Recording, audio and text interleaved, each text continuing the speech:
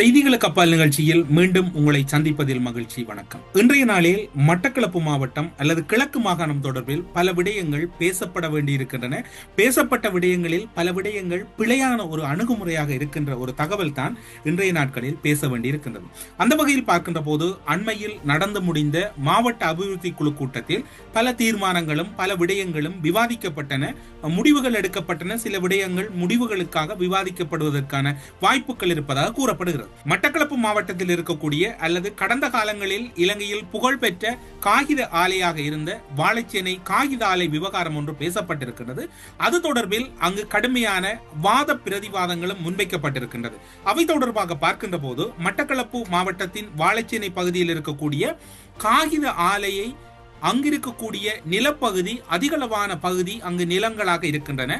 அந்த நிலப்பகுதியிலே மர ஆலைகள் மற்றும் அரிசி ஆலைகளை அமைப்பதற்கான ஒரு பிரேரணை அல்லது முன்மொழிவு ஒன்றினை மாவட்டத்தில் இருக்கக்கூடிய நாடாளுமன்ற உறுப்பினர் எம்எல்ஏ ஹிஸ்புல்லா அவர்கள் முன்வைத்திருக்கின்றார்.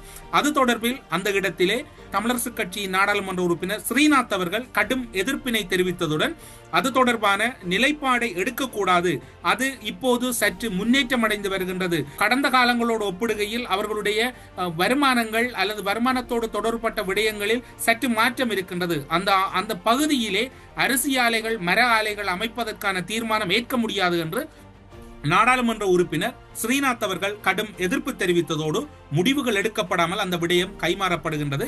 அந்த இடத்திலிருந்து விவாதத்துக்கு உட்பட்டிருந்த விடயம் சற்று வெளியேறுகின்றது.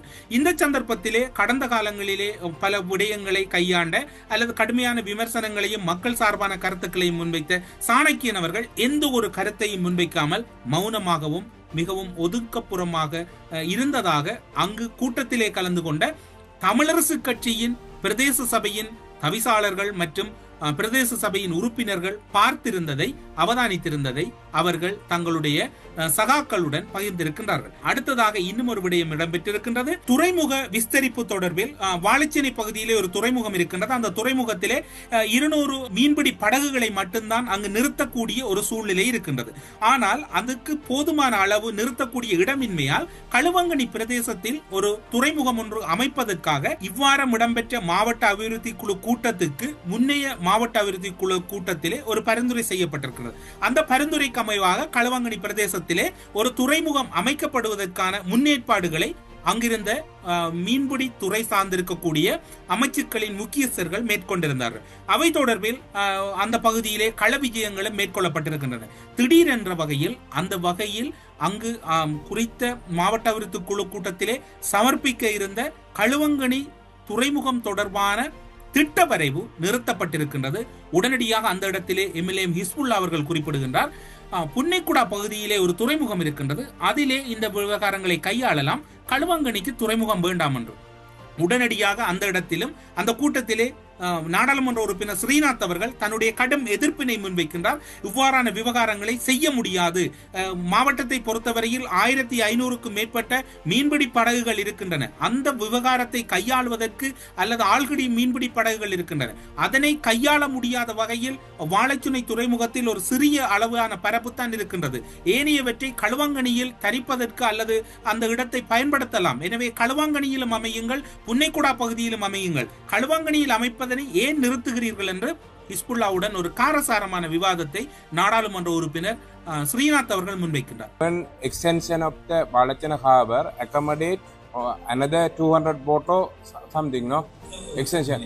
More than 700 boats are, there is no, up to now there is no accommodation. That's why I am requesting the second harbour initiation proposals to take a decision here.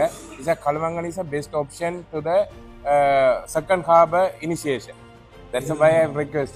அந்த இடத்திலும் சாணக்கியன் அவர்கள் மௌனமாக இருக்கின்றார். இவ்வாறாக சாணக்கியன் அந்த இடத்திலும் எதனையும் கதைக்காமல் அந்த இடத்தில் கடந்த காலங்களில் பிள்ளையானவர்கள் மாவட்ட அபிவிருத்தி குழு தலைவராக இருந்த போது சாணக்கியன் சென்றாலே அந்த இடம் ஒரு விவாத அரங்காக மாறும். இப்போது முஸ்லிம் காங்கிரசுக்கும் தமிழரசு கட்சிக்கும் தேனிலவு ஆரம்பித்த பின்னர் சாணக்கியன் சற்று அமைதியாக முஸ்லிம்கள் விவகாரத்திலே எதனையும் அவர் நன்மை தீமையை கதைப்பதிலிருந்து ஒதுங்கிக் கொள்வதும் தமிழர்களுடைய நன்மையான காரியங்களை எடுத்துக் கொள்வதிலும் அவர் சற்று மௌனம் காத்து வருவதாக மட்டக்களப்பு மக்கள் கூறுகிறார்கள். இதுவாறு இருக்கின்ற போது அடுத்ததாக இடம்பெறுகின்ற விவகாரங்கள் எல்லாம் பலருக்கும் அதிர்ச்சியை ஏற்படுத்துகின்றன. ஏறாவூர் நகரசபையைச் சேர்ந்த நகரசபையின் கழிவுகளை தமிழர் பகுதியில் தான் திண்ம கழிவு மேற்கொள்ளப்படுவதாக கூறப்பட்டு வந்த நிலையில் அது தொடர்பான அங்கு தாங்களும் அந்த குப்பைகளை அல்லது கழிவகற்றல்களை மேற்கொள்ள வேண்டும் என்று ஏறாவூர் நகரசபையின் தவிசாளர் கருத்து முன்வைத்த போது அதனையும் நாடாளுமன்ற உறுப்பினர் ஸ்ரீநாத் அவர்கள் கடுமையாக எதிர்க்கின்றார். அப்படியாயின் சாணக்கியன் அவர்கள் இந்த இடங்களிலெல்லாம் மௌனம் காப்பது ஏன், எதற்காக என்கின்ற சந்தேகம் பலரிடம் வலுக்கின்றது. சாணக்கியன் அவர்கள் தமிழரசு கட்சி சார்பாக நாடாளுமன்றம் சென்றாரா, ஸ்ரீலங்கா முஸ்லிம் காங்கிரசின் சார்பாக நாடாளுமன்றம் சென்றாரா என்று மாவட்டத்தில் இருக்கக்கூடிய புத்திஜீவிகள் அடங்கலான மக்கள் தொடர்ச்சியாக கேட்கின்றார்கள். முஸ்லிம் காங்கிரஸ் இலங்கை தமிழரசு கட்சி என்ன இடம்பெறுகிறது, எப்படி இடம்பெறுகிறது, ஏன் இடம்பெறுகிறது, என்ன கதைக்கின்றார்கள், என்ன உரையாடல் இடம்பெறுகிறது, இவ்வாறான விஷயம் தொடர்ச்சியாக பேசப்படுகிறது. இப்போது பார்த்தால் ஸ்ரீலங்கா முஸ்லிம் காங்கிரசினுடைய தலைவர் ரவுஃப் ஹக்கீம் அவர்கள் இலங்கை தமிழரசு கட்சிக்கும் ஸ்ரீலங்கா முஸ்லிம் காங்கிரசுக்கும் ஒரு இணக்கப்பாடு வந்தது. கடந்த காலங்களில் முதலமைச்சர் பதவி தொடர்பில் ஒரு இணக்கப்பாட்டோடு பயணித்தோம். இப்போது உள்ளூராட்சி சபைகளில் அவ்வாறான ஒரு இணக்கப்பாடு எட்டப்பட்டிருக்கின்றது.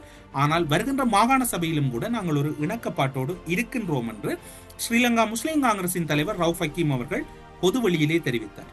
தமிழரசு கட்சியோடு மிக நெருக்கமான உறவோடு இருக்கின்ற நாங்கள், எங்களுக்கு தமிழரசு கட்சி எல்லா இடங்களிலும் நாங்கள் பரஸ்பரம் இந்த ஆட்சி அமைக்கின்ற விவகாரத்திலே ஒரு உடன்பாட்டை கண்டிருக்கிறோம்.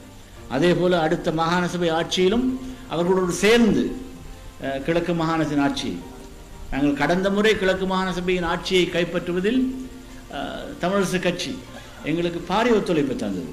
அதை நாங்கள் இந்த தேர்தலுக்கு பிற்பாடும், தேர்தலுக்கு முன்கூட்டியே நாங்கள் அந்த உணர்வோடு தான் இந்த தேர்தலுக்கு. ஏன்னா கிழக்கு மாகாணம் 3 சமூகங்களும் ஒன்றாக வாழுகின்ற பூமி.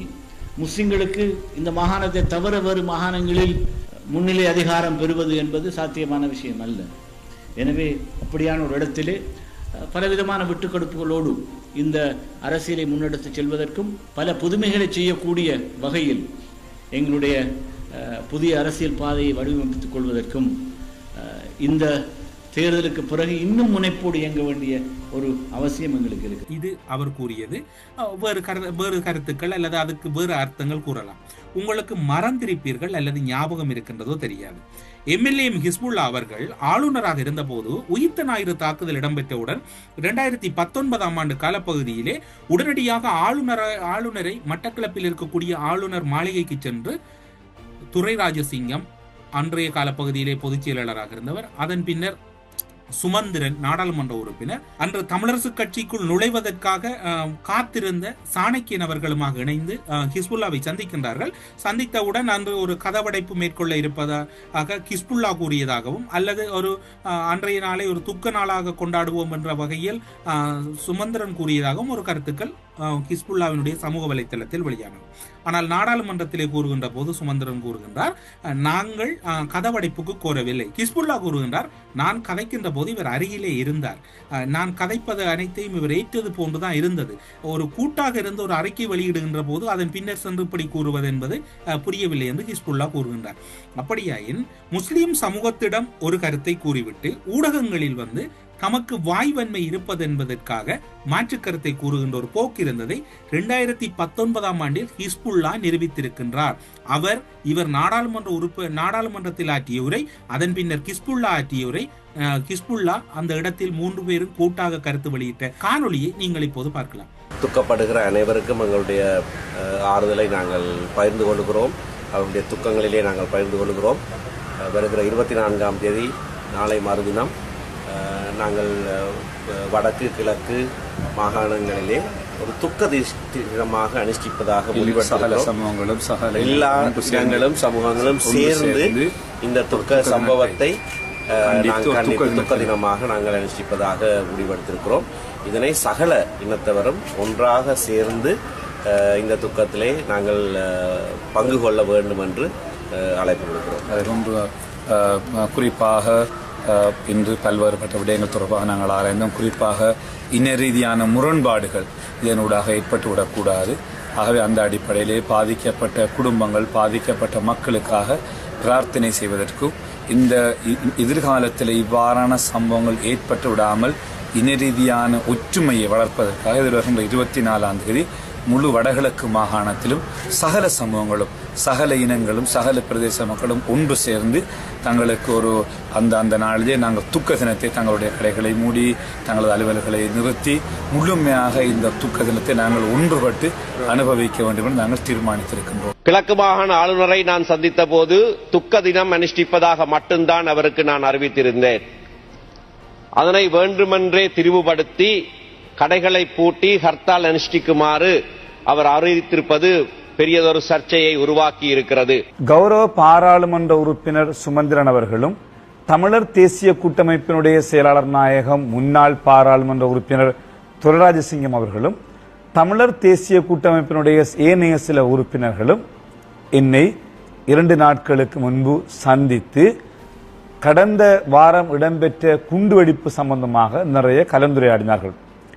அதனைத் தொடர்ந்து வடகிழக்கு மாகாணத்திலே 24 இன்று முழுமையான ஒரு துக்க தினம் அனுஷ்டிக்கப்பட வேண்டும் என்று கலந்துரையாடினார்கள். அதனை அடுத்து கௌரவ பாராளுமன்ற உறுப்பினரும் நானும் கௌரவ ராஜாங்க அமைச்சர் அலிசாஹிர் மௌலானா அவர்களும் ஒரு பேட்டி அளித்தோம்.